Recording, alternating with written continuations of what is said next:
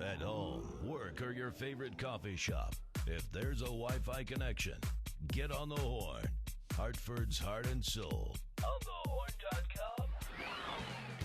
Unemployment rate stays in place while state adds jobs. UConn grad students allowed to unionize. Legislation proposed to maintain legal aid funding levels. AG's report on hospital fees promotes legislative action.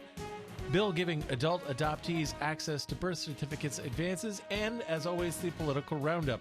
Republicans propose a budget. Well, who's listening? McKinney defends gun vote, but would support repeal. Talk about a flip-flop. Public disclosure, victims' privacy bills may not advance. Time also running out on hospital conversion bill. Approval of wind turbine regs possible. And genetically modified organisms grass seed bill withers in House. Good evening and welcome to the 124th edition of News Talk Tonight. I'm Dave Moore, your host of News Talk Tonight. News Talk Tonight is brought to you by Amazon.com, Sandits Travel, Shipper Technologies, Budwitzer Meyerjack CPAs, Deepwater Seafood of Avon, and CentralCTDental.com. Wherever you are on the World Wide Web, take us along with you. Thousands have listened. You can too on demand at Stitcher, iTunes, and of course, onthehorn.com. I also need to thank, as always, CTNewsJunkie.com, Doug Hardy, and Christine Stewart for allowing me to use CTNewsJunkie.com as my primary news source. And frankly, there is no better news source in Connecticut than CTNewsJunkie.com. And now for the serious and silly 6 Connecticut news. Connecticut's unemployment rate held at 7% during the month of March, despite the fact that Connecticut added 4,900 jobs during this last month. February's job numbers were also revised upward, going from 600 jobs up to 1,400 jobs added in February. That despite the fact that winter weather had a fairly negative impact on the growth. That's 3 months of job increases, and the numbers indicate a further trend upwards. Connecticut has added 9,400 jobs in the first quarter of 2014, and in comparison to the first quarter of 2013 is up by a half percentage point. While the number appears modest, it is notable that the number of jobs has steadily increased since February of 2010. Connecticut has regained 65,000 of the 191,000 jobs lost due to the Great Recession. That's a regaining of 54.6%. Connecticut's recovery continues to lag behind the overall national figures. In March, the national economy recovered all of the jobs lost during the Great Recession. So it seems that the recovery overall is indeed picking up steam. When I attended my university back in the 1980s, I was occasionally taught by a graduate student. These students were essentially giving me the basics while shoring up their own education and being paid a pittance. The emphasis for them then, though, was education. It appears that the grad students at UConn see things differently now. This last Thursday, the State Board of Labor Relations certified petitions submitted by the grad students allowing them to join the United Auto Workers Union. What does UAW have to do with education? This means that the 2,100 graduate students, research assistants, and teaching assistants will now become the largest bargaining group at the school.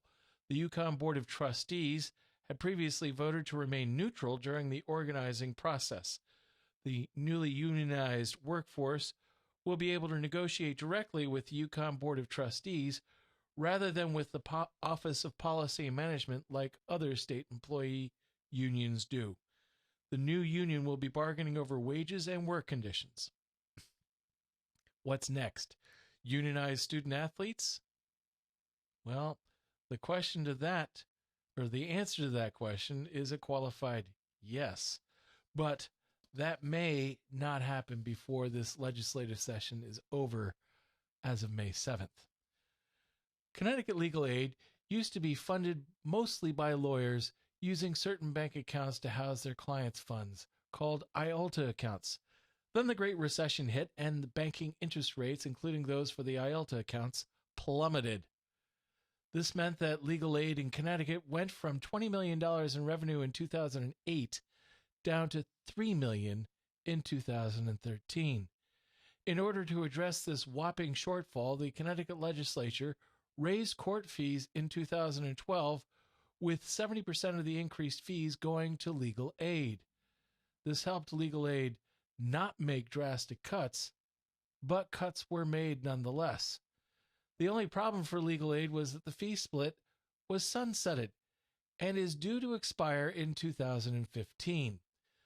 Legal aid is planning further cutbacks in services and layoffs in anticipation of the loss of income. Governor Daniel P. Malloy introduced legislation at the beginning of this year that would increase the amount of filing fees that fund legal aid and keep the current fee levels.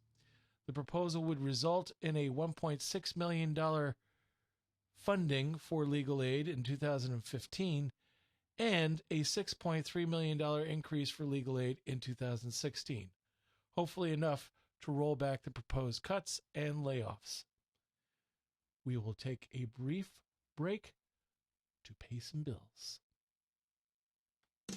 Budwitz and Meyerjack PC is a large Connecticut-based CPA firm with offices in Cheshire and Farmington, Connecticut. Large enough to handle engagements of enterprises with annual revenues in excess of $100 million, yet small enough to cater to smaller businesses and individual clients who expect personalized attention from partners and staff. Client service is the cornerstone of our practice. Our clients have a fixed fee for their audit and tax work. What this means to the client is we're approachable. Personal communication and client services make for strong relationships. Budwitz and Meyerjack, certified public accountants. Sandits Travel for business and leisure. We'll take you there. Sandits Travel has been proudly serving Connecticut since 1960. That's over 50 years. And we're ready for another 50 years of superior service. Whether you prefer to come in, call in, or log on, we invite you to explore how efficient, diverse, and fun it is to book through Sandits Travel. Save your money and your time with us. Sandits Travel. We'll take you there. New, now, and loud. onthehorn.com. Have you been to the only fish market in Farmington Valley? Deepwater Seafood of Avon is located in Route 44 in Avon and is open 6 days a week, Monday through Friday, 10 a.m. to 6:30 p.m., Saturdays, 10 a.m. to 5 p.m. One of the best things about Deepwater is their fish are fresh. 3 deliveries daily to meet your needs. Deepwater has a menu of grilled fish items, scampi, fish and chips, soups, bisques, and chowders. For your catering needs, authentic paella, cedar plank salmon sides, and always the traditional New England clam bake. Deepwater also has the very best shrimp cocktail you'll find anywhere. Call on your order at 860-676-9657 and they'll have your order ready when you arrive. Deepwater Seafood of Avon, not just for the halibut. News Talk Tonight is also brought to you by CentralCTDental.com. Doctors Camp, Sanborn, and Lupini for serious issues or routine checkups. Go nowhere else. Easy to get to on the Plainville-Farmington line. Call 860-747-5761 or make an appointment online at CentralCTDental.com. In the old days, a patient would visit his or her doctor's office and expect one bill for the doctor's services. Then it was simple. Now, not so much. Hospitals have become increasingly voracious, gobbling up private practices and making them a part of their institution. What this allows the hospitals to do is to charge additional fees, so that the final bill could be twice as much as originally charged by the doctor, and sometimes it comes in the form of 2 bills. Connecticut Attorney General George Jepsen has had his office investigate what has become a recent phenomenon. Former private practices charging facility fees, for example, and has determined in a report released today that 22 of the 29 hospitals in Connecticut are now charging separate facility and medical services at their newly acquired outpatient departments and or clinics.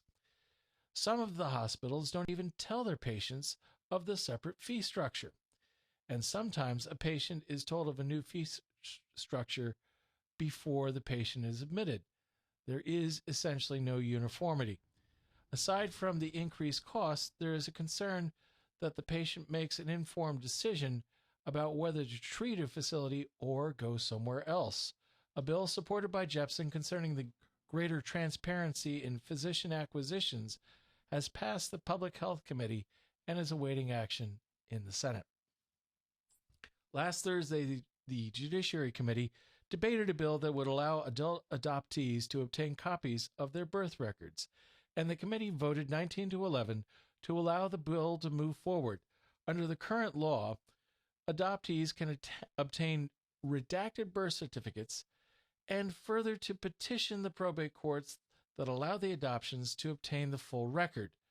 The new bill would allow the adoptees to reach back as far as 1983, when biological parents began signing a form acknowledging the child as an adult may be able to access the documents that could identify the parents. Previous bills have been drafted over the years, but none have ever been signed into law. In 2006, the legislature passed such a bill, but it was vetoed by then-Governor M. Jody Rell. Opponents to the bill have argued that such legislation encroaches on the privacy rights of birth mothers who did not expect to have their information released when they chose to have their child adopted. Proponents of the bill say that the adopted children have a right to know their potential health risks inherited from their biological parents. If the bill passes and is signed into law, it would make Connecticut the fifth state to change policies on adoption records. And now for the political roundup. Republican legislative leaders unveiled an alternative budget that reduces a projected budget deficit in 2016 by $34 million. But the deficit would remain at over $930 million, in part by eliminating the Earned Income Tax Credit. The budgets proposed by Governor Daniel P. Malloy and the legislature's two budget writing committees would reduce the projected deficit by over $130 million, at least, and it is unlikely that the alternative budget will actually ever see the light of day. Republican Senate Minority Leader and Republican gubernatorial candidate John McKinney told a Tea Party group this last Tuesday that he was right to vote in favor of the gun control legislation last year, but if he was elected governor and the legislature repealed the law, he would sign the repeal law into law. Flip-flop, flip-flop. McKinney said that he really believed that it was the right thing to do at the time.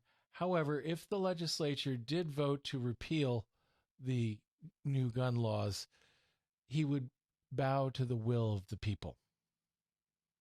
In a related matter, the bills that were proposed to deal with the public disclosure of 911 calls and maintaining privacy rights of murder victims by not allowing the publication of pictures of same will not be moving forward for the legislative session scheduled to end on May 7th.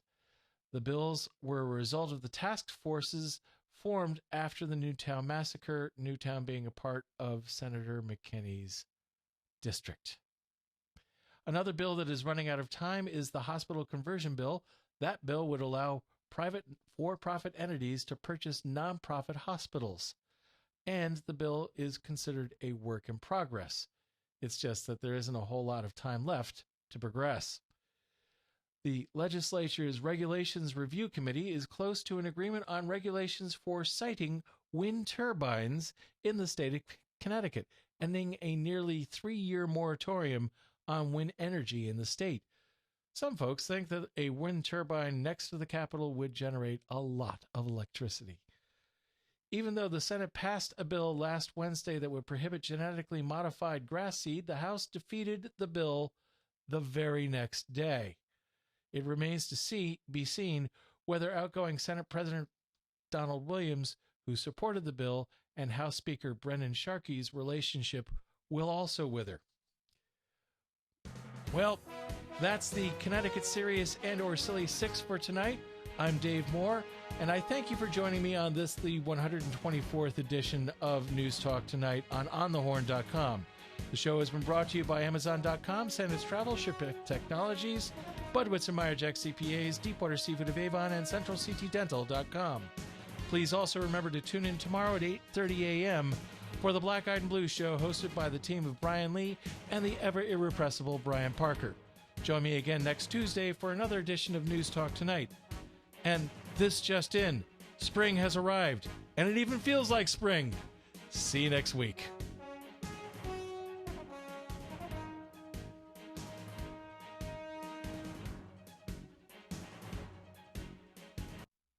This is the Hartford Online Radio Network. 21st Century Audio. Delivered. onthehorn.com.